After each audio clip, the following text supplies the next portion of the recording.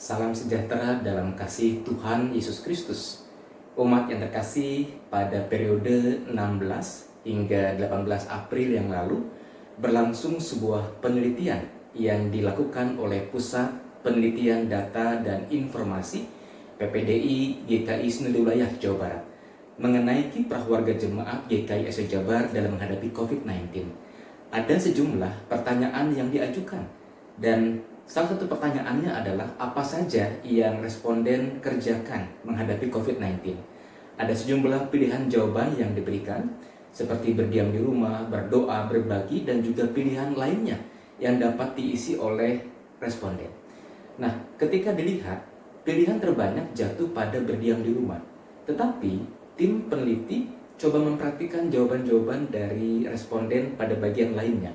Ada beberapa jawaban yang sangat menarik, seperti ada responden yang mengatakan bahwa ketika ia berbelanja dan berjumpa dengan orang-orang tidak mampu, tukang parkir, sopir, dan sebagainya, dia berbagi apa yang dia bawa untuk bekal kehidupan mereka, termasuk memberikan uang.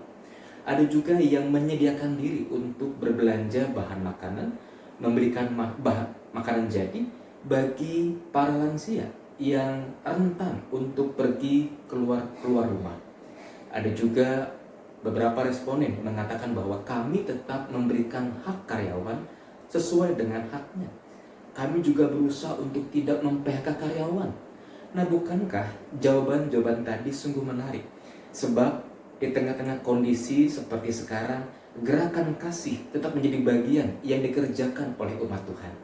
Hari ini dalam program Sapaan Gembala, saya mengajak kita untuk merenungkan sebuah tema yang berjudul Demi Raga yang Lain. Adapun firman Tuhan yang kita akan renungkan berasal dari Injil Markus pasal yang ke-6 ayat 31 dan 37a. Dikatakan oleh firman Tuhan, lalu Yesus berkata kepada mereka, marilah ke tempat yang sunyi, supaya kita sendirian dan beristirahat seketika. Sebab memang begitu banyaknya orang yang datang dan yang pergi, sehingga makan pun mereka tidak sempat. Ayat 37a, tetapi jawab Yesus, kamu harus memberi mereka makan. Umat Tuhan yang terkasih, tentu bacaan tadi tidak asing bagi kita, bukan? Saat itu dikisahkan bagaimana Yesus dan para murid hendak mencari sebuah tempat yang sunyi agar mereka bisa beristirahat.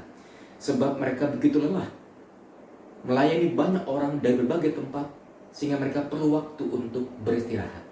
Tetapi ketika mereka sudah tiba di tempat yang dituju, tempat yang diasumsikan sepi, ternyata perkiraan mereka meleset, sebab orang banyak sudah mendahului mereka ke sana. Tetapi apakah Yesus dan para murid mengusir orang banyak itu? Tidak. Justru dikatakan oleh bagian firman Tuhan yang tidak kita baca, bagaimana Yesus tetap mengajar orang banyak. Dalam Injil paralel dikisahkan juga Yesus menyembuhkan orang sakit. Dan ketika hari sudah mulai malam, para murid berharap orang banyak ini disuruh pulang, disuruh pergi. Yesus berkata, kamu harus memberi mereka makan. Nah, kita tahu apa yang terjadi berikutnya. Yesus memberi makan 5.000 orang lebih dengan mujizat yang sungguh luar biasa. Namun yang mau dikatakan adalah bagaimana Yesus dan para murid memiliki sikap, fikir, sikap, tindak yang sungguh luar biasa. Mereka memperhatikan kebutuhan mereka untuk beristirahat, tapi juga ketika ada raga yang lain yang perlu mereka sentuh, yang perlu mereka sapa, yang perlu mereka berikan makan, Yesus melayani mereka.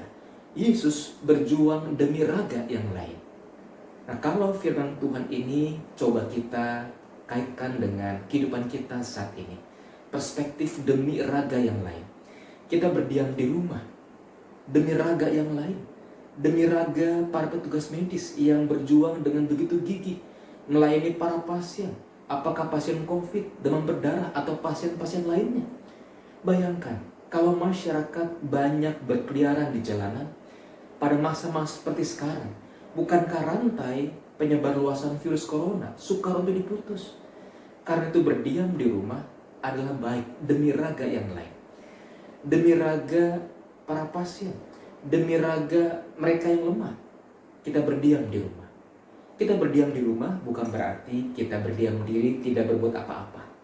Kita bisa tetap mengerjakan apa yang baik dengan tetap memperhatikan protokol kesehatan. Sehingga pola pikir, pola sikap demi raga yang lain akan menolong kita untuk segera melewati masa pandemi ini. Menolong pemerintah yang berjuang dengan sekuat tenaga, memastikan setiap masyarakat sehat, bisa makan di tengah-tengah kondisi yang sedang terjadi. Oleh karena itu, mari sebarluaskan semangat positif ini. Sebarluaskan perspektif demi raga yang lain. Bukan hanya kepada warga gereja, tapi juga kepada teman-teman lain, sahabat-sahabat kita. Sehingga kita bisa segera melewati pandemi ini, menuju situasi pemulihan, menuju situasi normal kembali. Dan kita sebagai warga gereja punya peran yang besar dalam hal tersebut. Kiranya Tuhan memberkati saudara.